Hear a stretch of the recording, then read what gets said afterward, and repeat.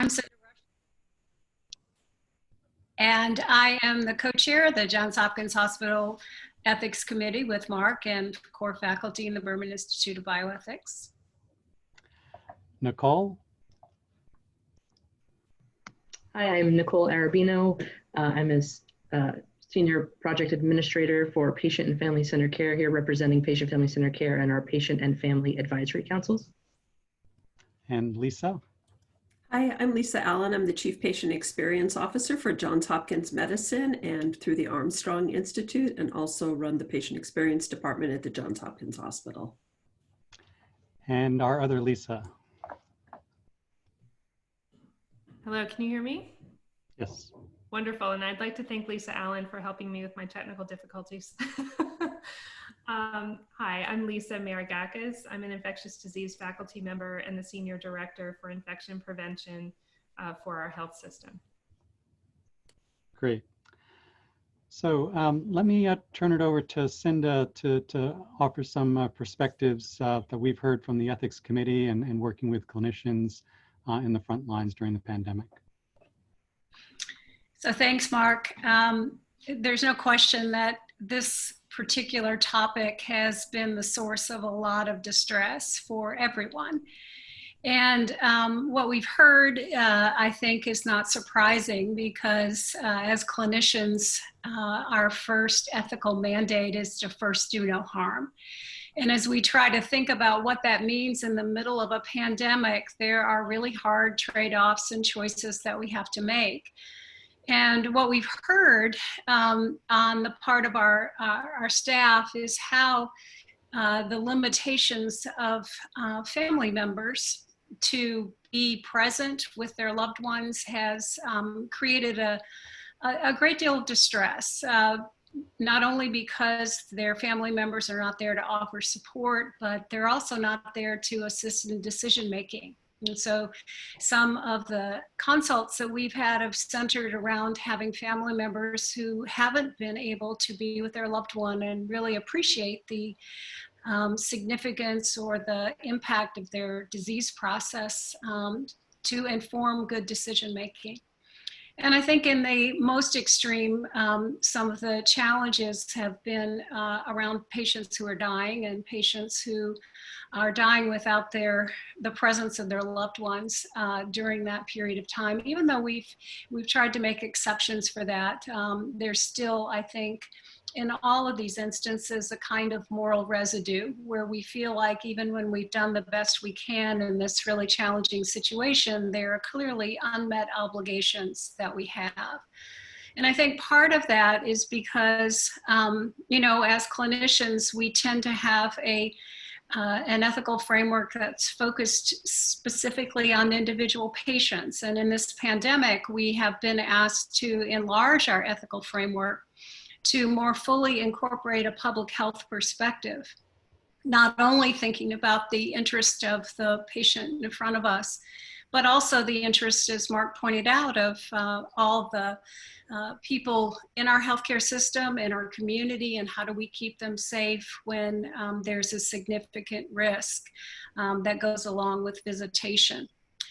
And I think that can lead some clinicians to feel as if they're abandoning their primary ethical obligations. And I think associated with that is a sense of moral suffering, of moral distress. You know, how do I see myself as a good doctor or nurse or respiratory therapist or whatever the role is in the midst of this? And I think that reality has been present for many of our clinicians. Many of our clinicians have gone above and beyond to try to address these gaps because of the situation that we're in. And what we've heard, particularly from our nursing colleagues, is the way in which, because of their sustained engagement at the bedside with families, they see firsthand the consequences of their families not being there, and that they have often taken on a kind of emotional surrogacy for patients that they haven't had to do in the past.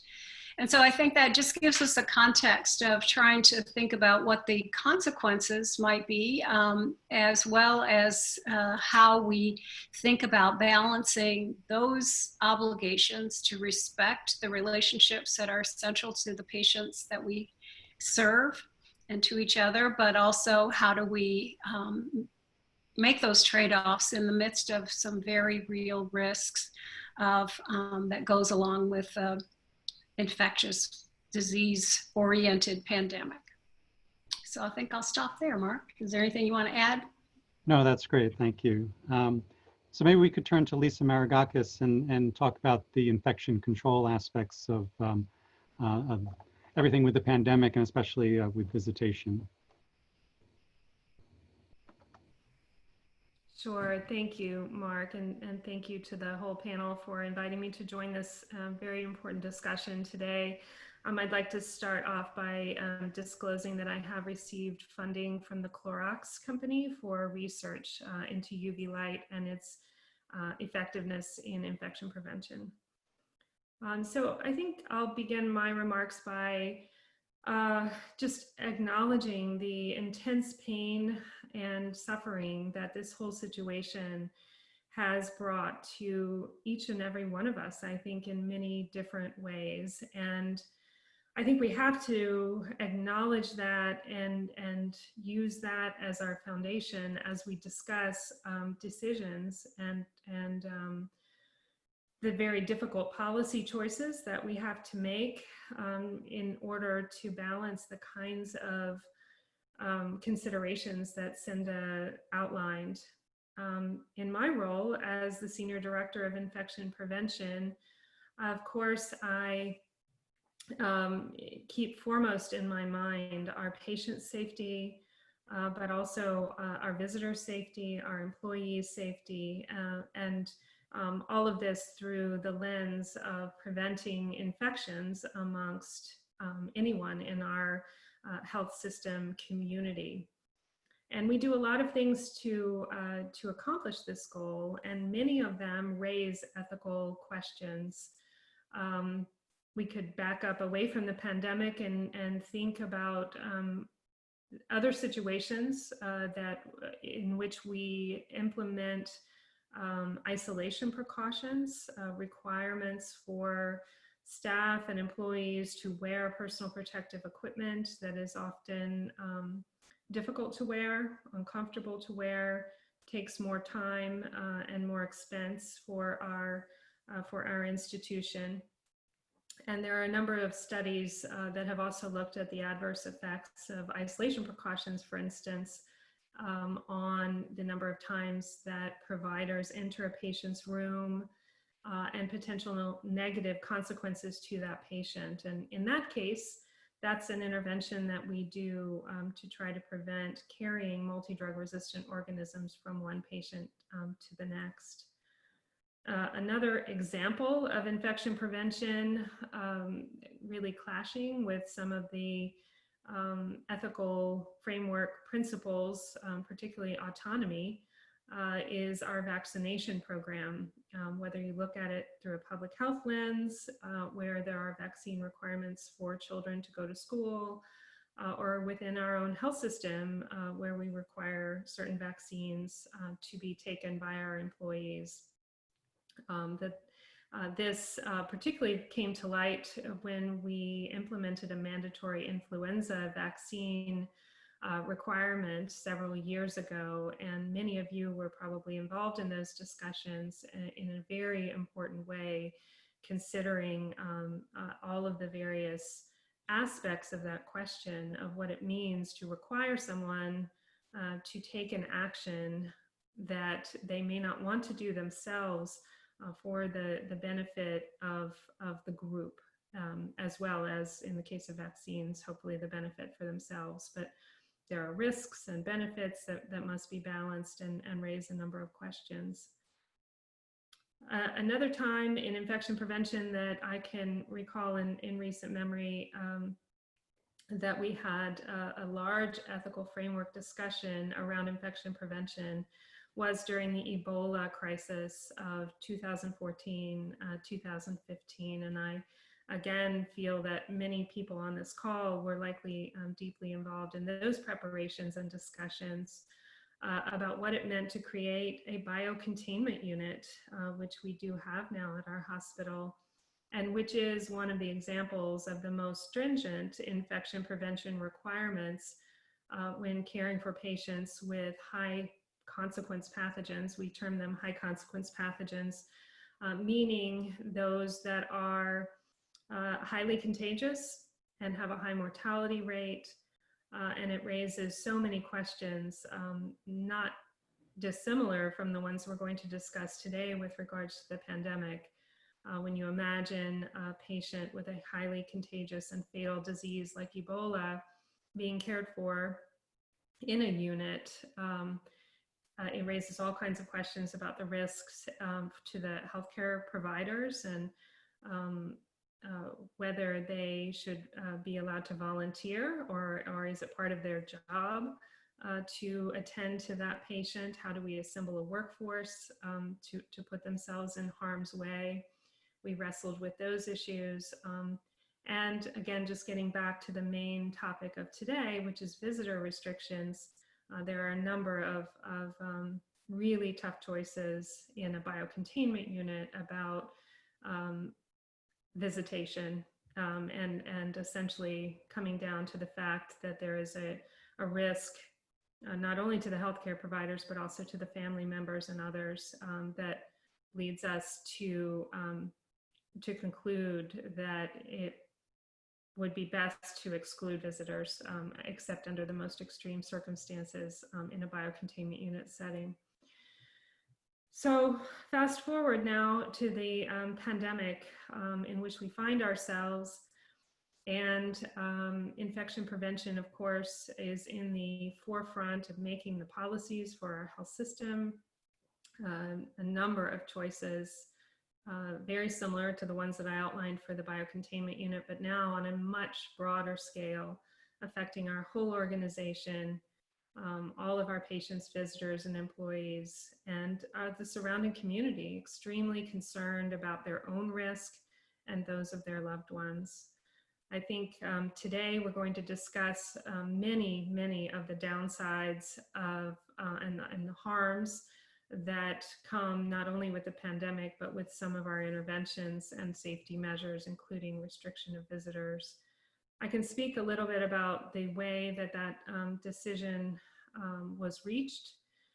Initially, in the early stages, we did not have any visitor restrictions as we began to make our plans and respond to the pandemic. I think very quickly it became apparent that as the disease prevalence arose and increased within the community, that transmission, not only in the community, but also within our organization, was going to be a problem with which we had to grapple. And that is true to this day. Occupational health services and infection prevention routinely every day investigating handfuls of our employees that test positive for the virus. Thankfully, I can say that our infection prevention measures seem to be highly effective, and that the overwhelming majority of employee infections that we have detected have ties to the community, so exposures in the household or in community settings. However, we do have some transmission employee to employee, patients to employees. We have an extensive testing program that has been implemented even for patients who present without symptoms in order to detect asymptomatic carriers of the virus and take appropriate precautions. And so along the way, we've adopted universal masking, requirements for physical distancing, and also visitor restrictions. This was something that was recommended by public health authorities, has been adopted really across the country, although as I'm sure you're aware, there has been a large geographic variation in the response to the pandemic and into the level of infection prevention measures that have been adopted. But within our health system, visitors have not been allowed. The current state is that there are a number of exceptions to this rule that were put in place from the beginning and are currently under review to see if additional exceptions can be added and to what extent we can outline a set of criteria by which we can lessen the restrictions as the situation improves. And so you'll hear more during the call about that. A framework which really sets forth using public health metrics about the extent of the virus, the percent positivity, the number of cases per 100,000 in different geographic regions, for instance, to be able to categorize the community transmission around each of our health system hospitals into a very low or a medium or a high risk setting and titrate our restrictions based on that degree of risk, which I think is a very reasonable approach. And then within each of those categories to really look at what are the specific types of situations in which we would allow visitors or restrictions, exceptions to the restrictions. So right now, the current status is that most patients are not allowed to have any visitors. We do make exceptions for minors so that they can have one visitor or parent accompany them. We make exceptions in labor and delivery so a care partner can be with the patient.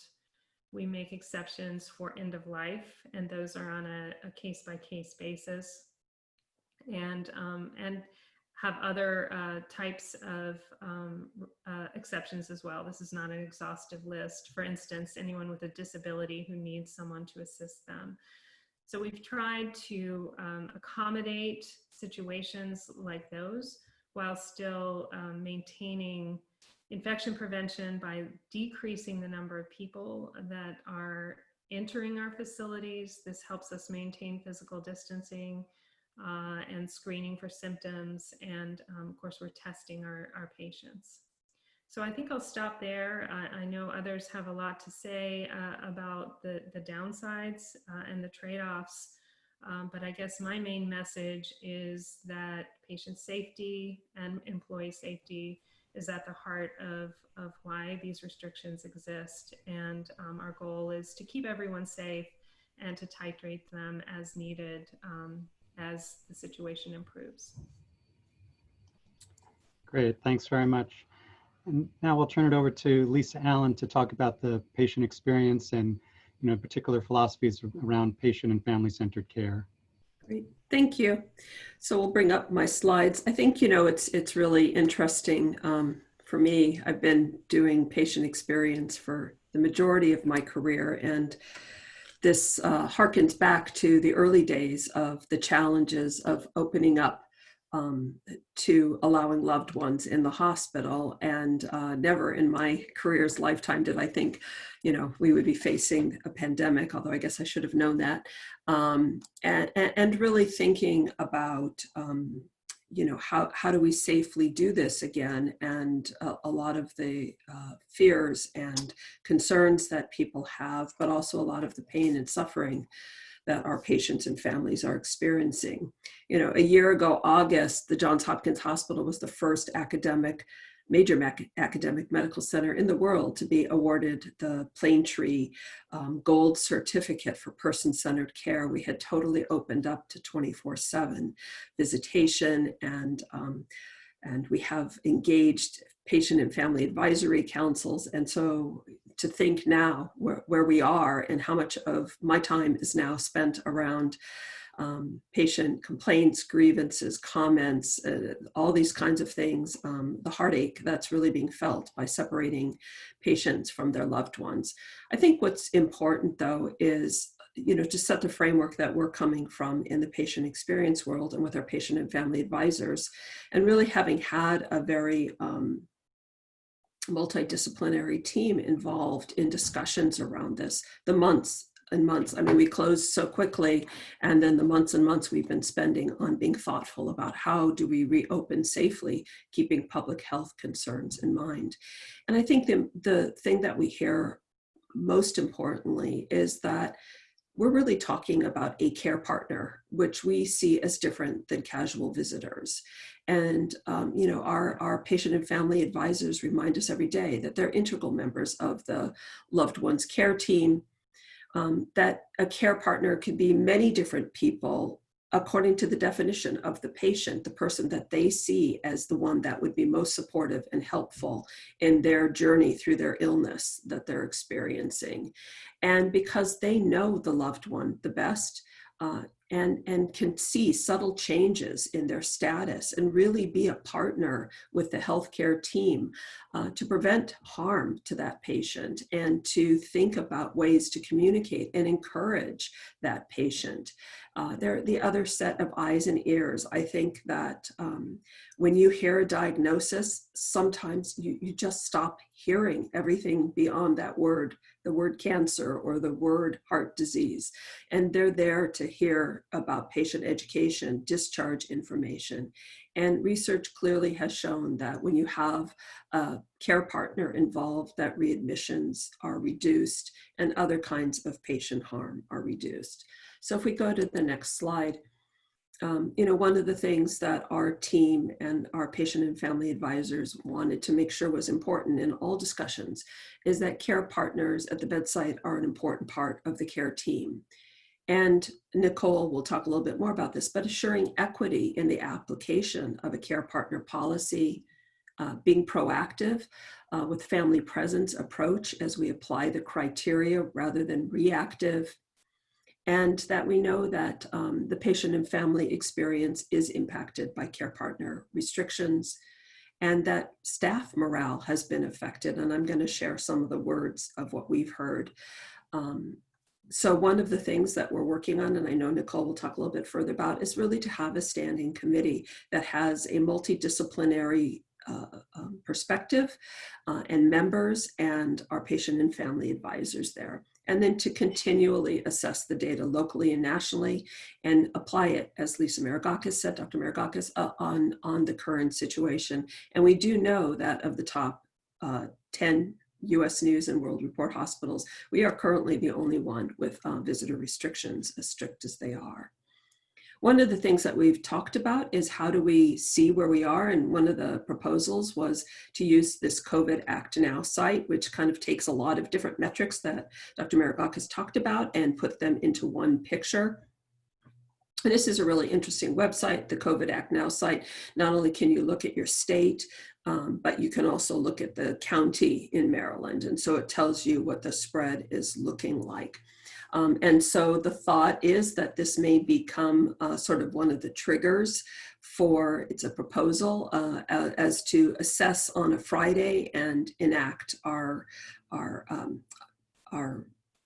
opening or restrictions on the Saturday, trying to figure out how to do this in the best way. If we go to the next slide.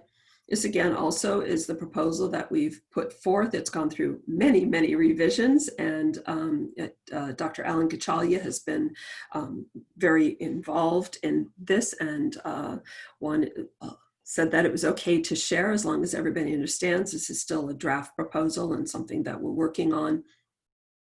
What you could see is we've really identified 3 tiers of risk.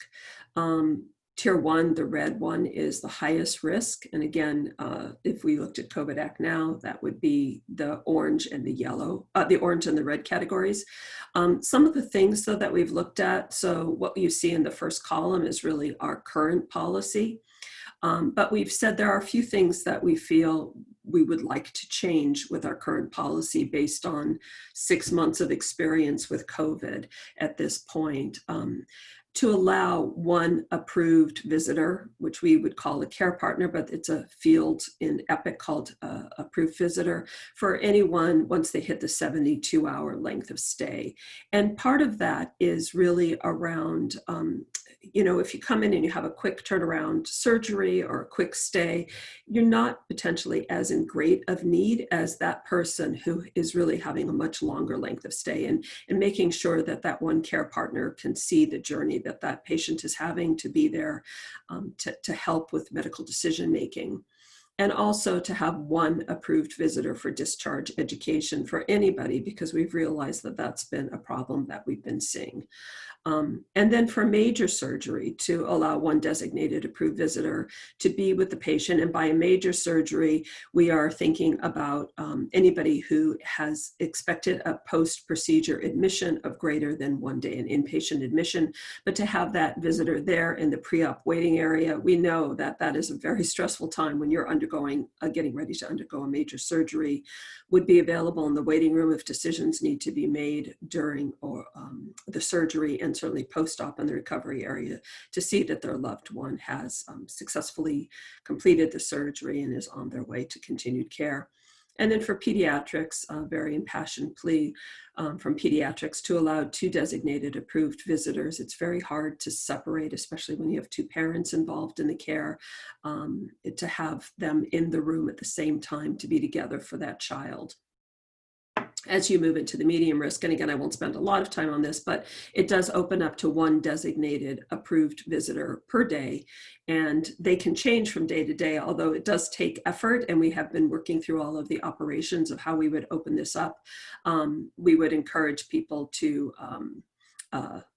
not change daily, but certainly to have 1 approved. And as we get into the lower risk, then to bring in 2 approved visitors, and certainly hopefully the day that COVID is hopefully no longer in our world, that we can open back up to our 24/7 unrestricted visitor policy. So that's one of the pieces that we've been working on. This is not for COVID patients, and it is not for immunocompromised patients. And so again, that would be just for the patients. That would just be the exception process that we currently have. If we go to the next slide, we do think it's important that we have visitor guidelines. Every visitor or approved visitor care partner who comes through would be given a visitor guideline, and those visitor guidelines clearly say that if you don't follow these, we can ask you to leave. And I think that was important for our staff to know that. So it is things like keeping masked, having physical distancing, not leaving the room except to get food and come back. And so those are the types of things that we would make sure visitors understood.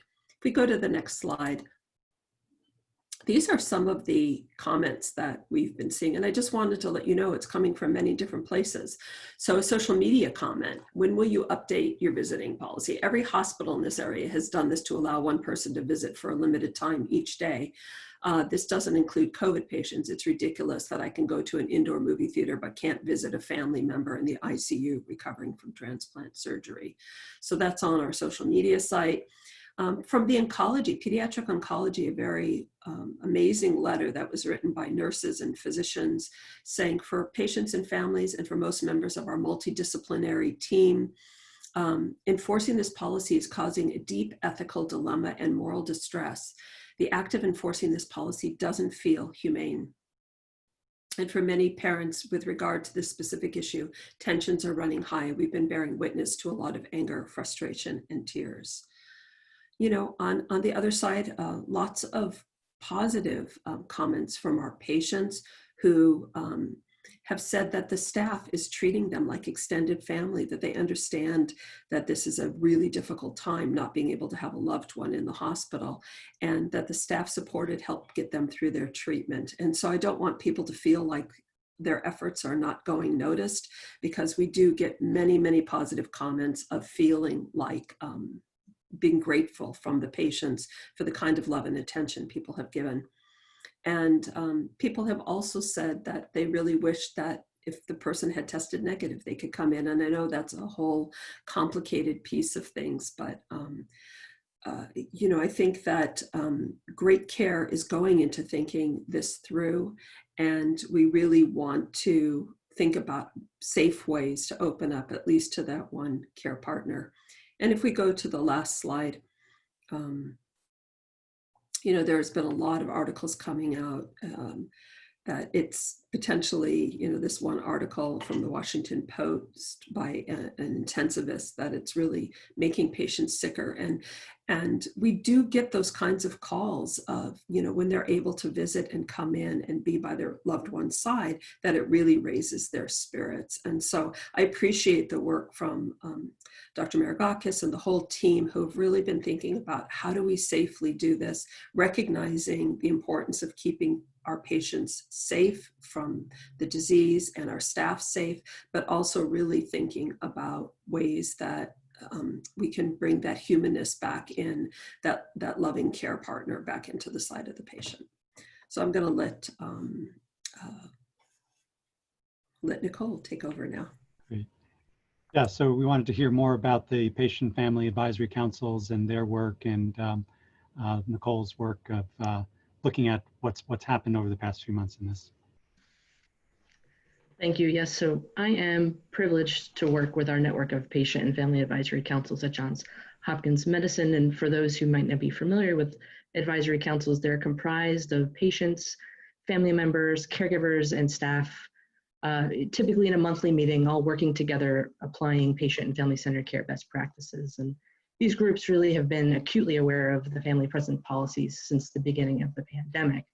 As Lisa mentioned, this has been a lot of the work of patient family advisory councils across the country for the past 20, 25 years, is making sure care partners and family presence is top of mind. So, since the beginning of the pandemic, actually many of our patient family advisors were highly supportive of the limitations on early months that we had, from a safety perspective. They knew there were so many unknowns with the disease, so much risk, and they were hopeful we'd get to a point where we'd open up to care partners as soon as it was safe. Our groups actually switched to monthly meetings that were virtual.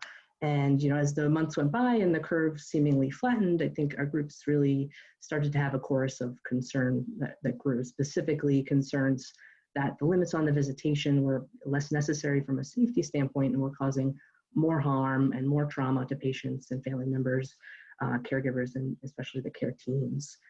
And we tried to track and monitor. By mid-June, 15 of the 20 US News and World Report honor roll hospitals had opened visitation to at least one care partner for non-COVID inpatients. And many actually opened and are still open to one care partner for ambulatory visits, for same-day surgeries, and emergency visits. And that's still the case here in September. So when July hit and we really didn't have any movement, our group of PFACs, which are over 17 across the Johns Hopkins Medicine, wrote a collaborative letter to Kevin Sowers, Dean Rothman, Dr. Maragakis, other senior leaders. By that time, we'd also heard from members of the ethics committee, our resilience in stressful events, our RISE team, about the escalating moral and ethical distress and trauma caused by restricted visitation. So since the letter was sent, we've created metrics and processes for reopening. We still don't have a go date. Our concerns remain highly escalated, and the frustrations, I think, on all sides are pretty palpable. We've done our best during this time to manage visitations through an exception process, with outlined exceptions, as you heard from Dr. Maragakis, for end of life, emergency surgeries, discharge, education, patients with a disability who require a caregiver. The requests have typically come from the care team or from the patient's family or from the patient themselves via the care team. In all of our Johns Hopkins Medicine inpatient locations, a senior leader has the decision to grant the exceptions. For our adult inpatients, it's been Dr. Deb Baker mainly. These decisions are at times excruciating to make, I'm sure, as so many denied requests are for emotional support, which we know is critical to a patient's health. We also, as Lisa mentioned, were worried about the equity of granting exceptions. So were we granting more exceptions to one demographic group over another? Who was even requesting the exceptions? So I did a little work a couple of weeks ago to find some answers. We took a look at the data from March through mid-August at the Johns Hopkins Hospital. So some numbers for you. So during that time, we served over 24,000 unique patients with over 64,000 unique admissions, including inpatient, observation, ED visits, extended surgery recoveries, newborns, and psychiatry patients.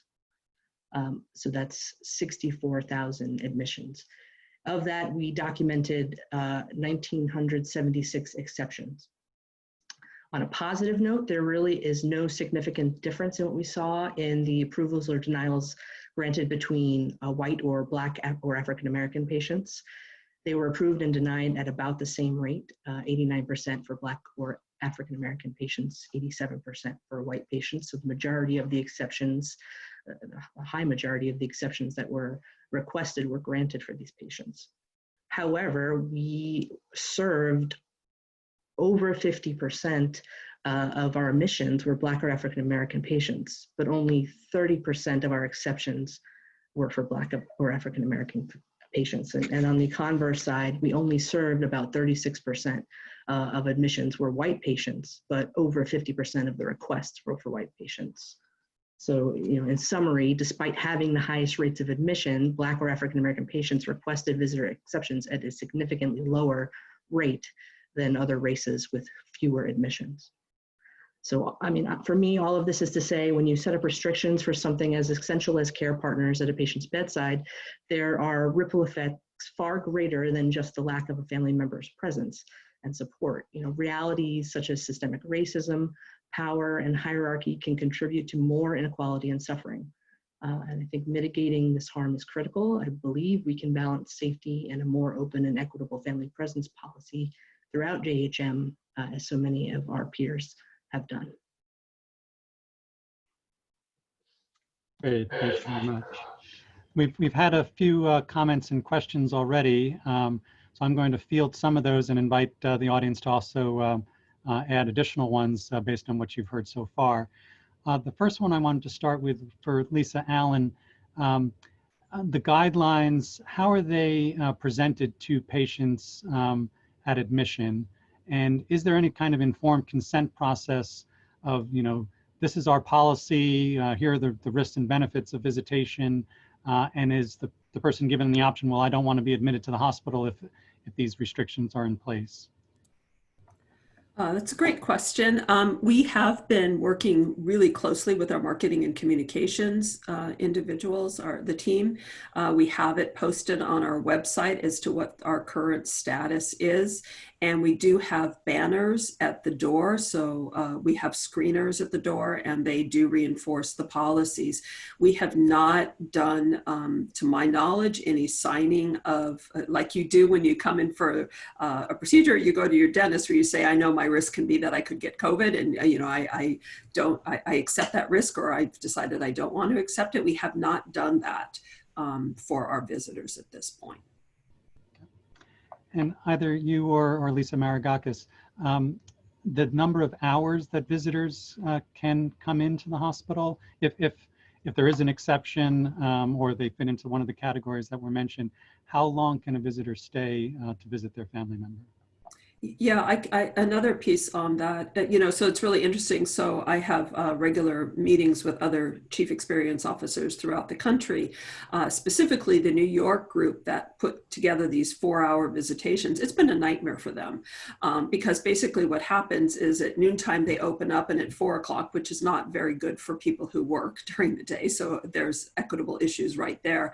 People are lining up and queuing at the door to come in and to be screened. So now the issue of keeping social distancing has become very difficult. He said one day they had like 500 visitors lining up outside the door at 11 o'clock so that they could get in and spend their 4 hours. We don't think that's a good solution for this. And then you have nurses and unit staff having to shoo everybody out. So you get a rush of people leaving. Again, issues around elevators, hallway, crowding, other people who have just opened it up. A lot of people want to go home at night and go sleep in their own bed. So I think a lot of the fear of everybody staying is not likely. But when you have broader time, so what we've talked about is opening up for screening between 8 a.m. and 7:30 p.m. unless it's an emergency. And then if they come in, they've been screened, they'll stay in the rooms. And we think it's safer from an infection control perspective and not having queuing at the door. Lisa Maragakis, you'd mentioned there have been some clusters of cases over the course of the past few months. There was a question as to what is the data both for Johns Hopkins Hospital and the health system for rates of visitor to patient or staff transmission?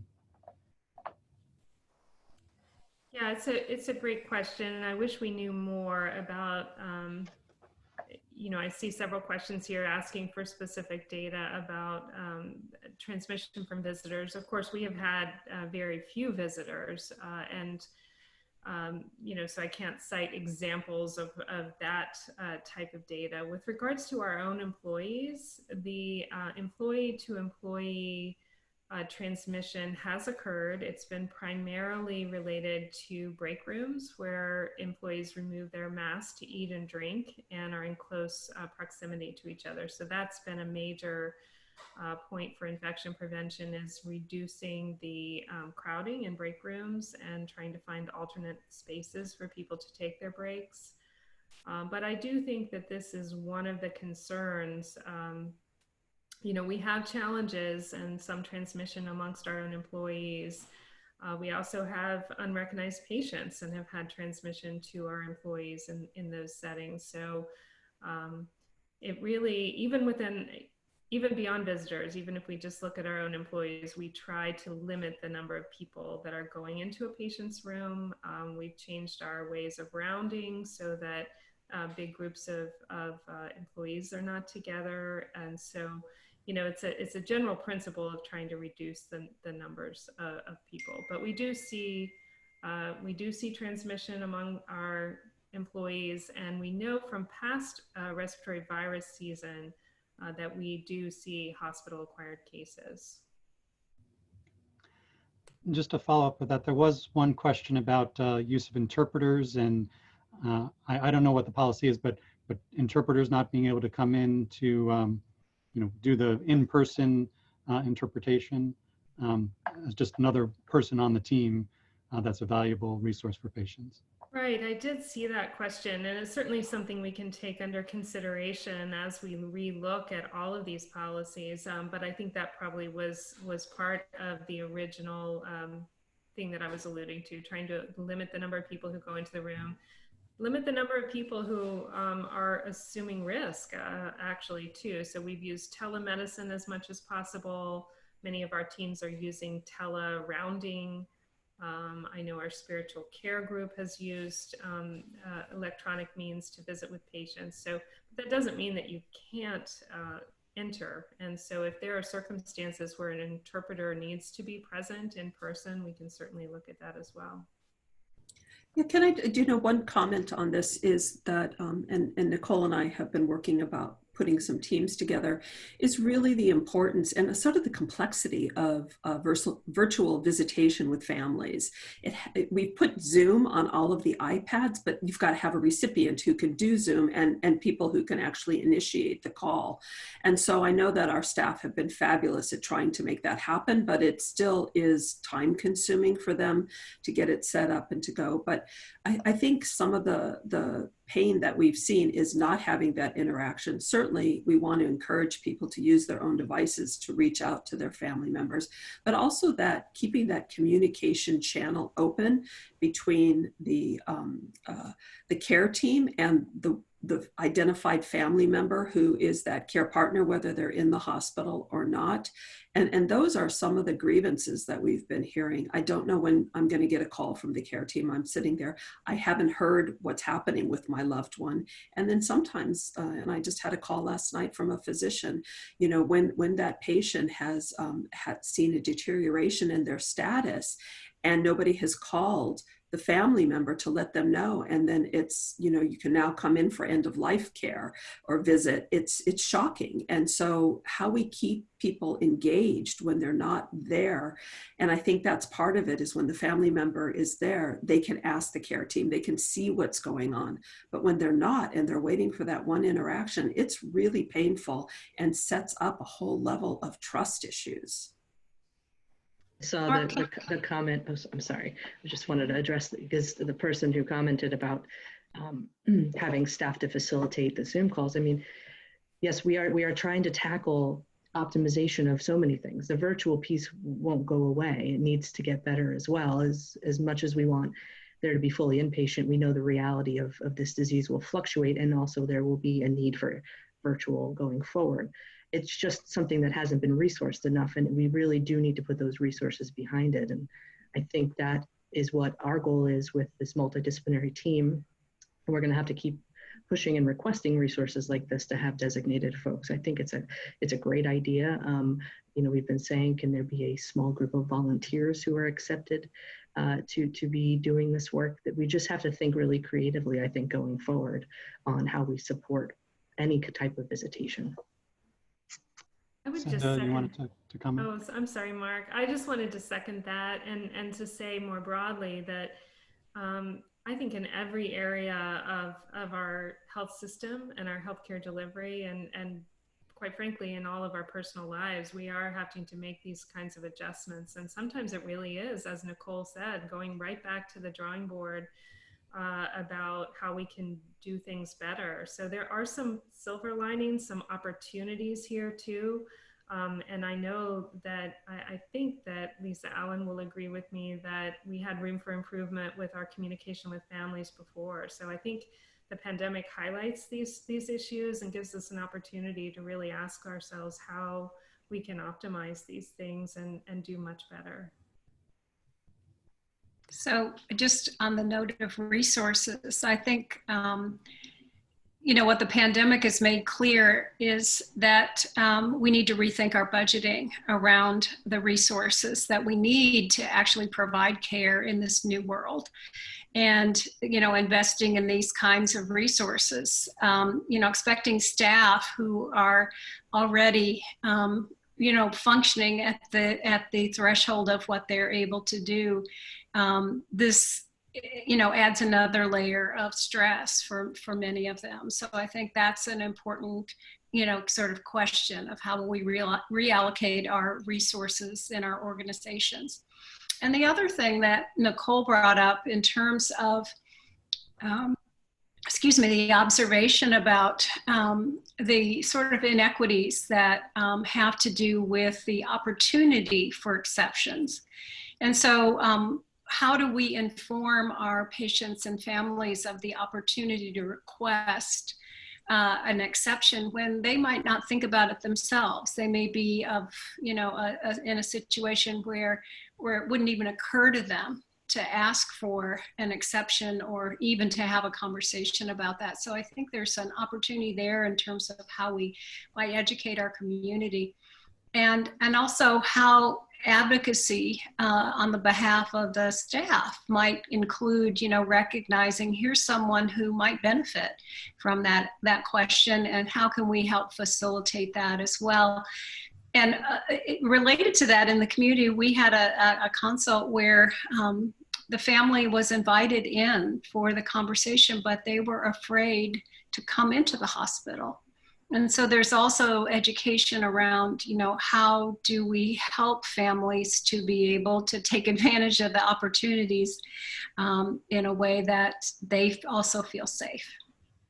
I think that's a really important point. You know, one of our PFAC members said, if you're not letting anybody in, I'm afraid to come in even for treatment, because what you're saying is that it's unsafe to be in your organization. And I know that many videos have been done recently about the importance of staying on top of our needed healthcare checkups and things of that sort. But it was an interesting perspective, you know, especially as the governor has opened the state more, and we're still saying it's not safe to come in. And so how do we deal with that? We've had a couple of questions about exceptions, and Cinda mentioned sort of being proactive in encouraging people to ask for exceptions. But could one of the panelists, I don't know, either Lisa Allen or Lisa Maragakis, talk about and the algorithmic approach, or how exceptions are made, how those decisions happen? Yeah, so I mean, I can just, you know, we do have an algorithm, we do have a flow sheet that works through. It's been going at least through Johns Hopkins Hospital through the Bed Management Coordination Group. It's an AOC, an administrator on call for visitor exceptions. And there are strict criteria around it that Lisa Maragakis had talked about, you know, somebody who is disabled and needs a caregiver at the bedside. So whether it's dementia and they can't make care decisions, they're blind, they're deaf, you know, they're paralyzed. So a lot of things of people with a disability that they really need a care partner at the bedside. Then there are the end of life exceptions, which is 2 people at this point, and sometimes some folks will rotate through. And then some of the pediatric and you know, there is a list that we do have, and it does go through this flow chart, and it is left to the most senior people, Deb Baker and Peter Hill, who are giving the final piece. So sometimes there are delays in it, and that has been a problem, especially around end of life types of concerns. And it's been a huge burden on those, you know, the people making the decision, letting the front desk know that it's okay for them to come in. Security has to be made aware. We've gotten better at it because we've created an approved visitor flag in Epic, thanks to Nicole and the IT team for getting that to work. But it's still incredibly cumbersome, and there are a lot of people asking for additional exceptions, and it's a tough place to be. And I think to the questioner's point, getting people to that point where they can request the exception and go through, well, does this meet the criteria, could be better. It could be better. It could be, you know, here is our formal way for you to submit. Right now, it's a phone call to bed management, for example, right? So how do you go through a process that even you or the patient know, well, even before I ask this, I know I'll be denied, or you know, this is what I need to follow, or this is what I need to submit. So all those things are on our top of mind as we continue to move forward and make this process better, or to keep chipping away. It's a big thing. And again, we're really, I know I'm very grateful for collaborators like you all, because you're really helping us move the ball along. And that's where we think that the one care partner, again, following the strict visitor guidelines for the visit and the screening, will just take so much of the stress and burden that we've been seeing as of recently off of those that are having to be involved with that. There were a couple of questions about, you know, masking of visitors. Is that enough? Do they have to stay in the room? Can they be in the hallway?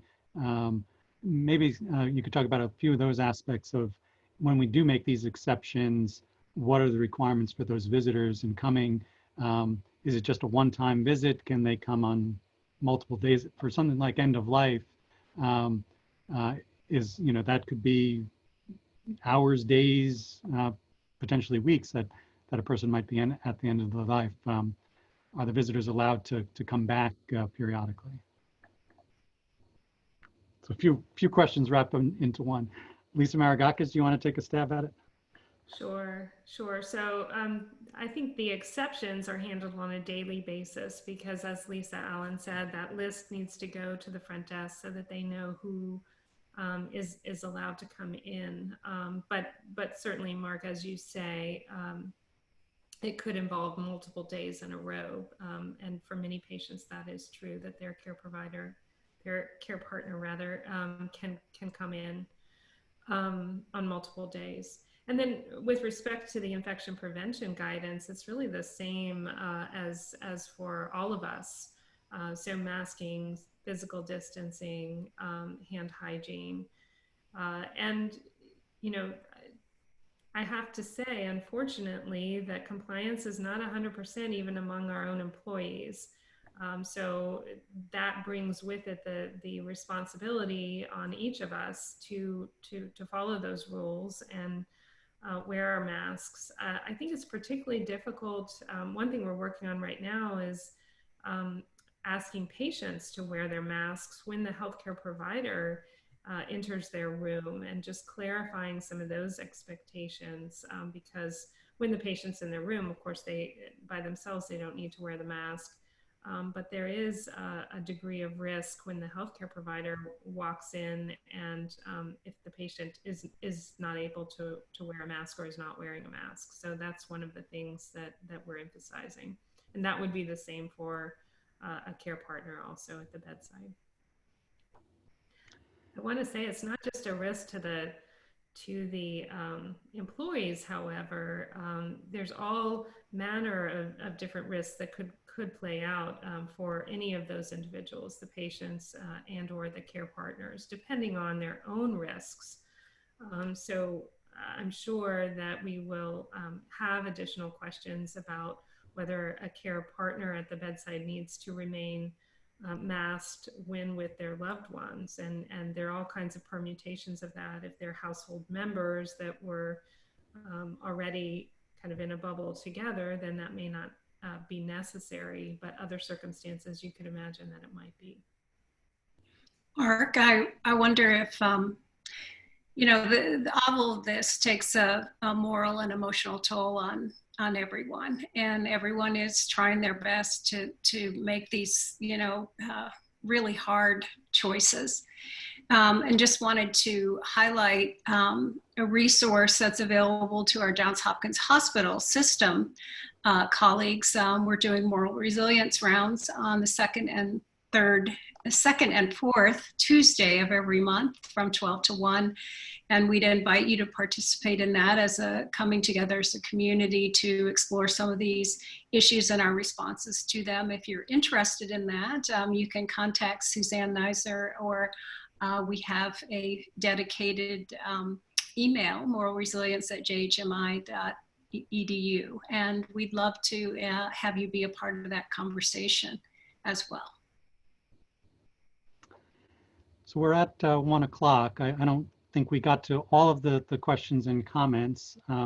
We will record those and feed them back to PFAC as we continue these discussions. When we post this on the Berman website, we often include a summary as well, and we'll try to respond to any of the questions we didn't get to today. Want to thank our panelists for very insightful comments for this hour, and thank all the audience members for coming and sharing in the discussion. Thank you.